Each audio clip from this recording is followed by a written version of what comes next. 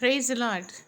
மீட்பெரும் இரட்சகருமாகிய இயேசு கிறிஸ்துவின் இனிய நாமத்தில் உங்கள் அனைவருக்கும் என் வாழ்த்துக்கள். இன்றைக்கும் கூட நமக்குள்ள வேத வசனம் கொரிந்தியர் புத்தகம் 3ஆம் அதிகாரம் 17ஆம் வசனம்.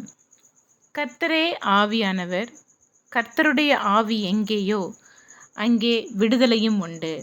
அல்லேலூயா. Where the spirit of the Lord is, there is liberty. அவருடைய ஆவி எங்கு உள்ளதோ அங்கு நமக்கு விடுதலை உண்டு.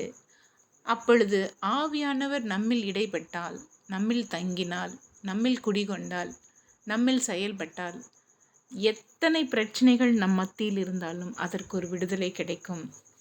அதற்கு ஒரு முடிவு உண்டு. எப்பொழுது விடுதலை என்றால், ஆவியானவர் நம்மோடு கூட தங்கும் பொழுது, நம்மோடு கூட தாபரிக்கும் போது, நம்மில் செயல்படும் பொழுது அந்த ஆவியானவரை நாம் பெற்றுக்கொள்ள வேண்டும். தேவன் நமக்கு ஆவியானவரை ஒரு உதவியாளராக, ஆலோசனைக்காரராக நமக்காக அவர் அனுப்பப்பட்டார். அன்றியும் ஒளிந்து போவதே மகிமை உள்ளதாய் இருந்தால் நிலைத்திருப்பது அதிக மகிமை உள்ளதாய் இருக்குமே என்று வேதம் சொல்கிறது. அப்படியானால் ஆவியானவர் நம்மில் நிலைத்திருந்தால் நம்முடைய ஒவ்வொரு செயலும் அவரில் மகிமை உள்ளதாய் இருக்கும். God bless you.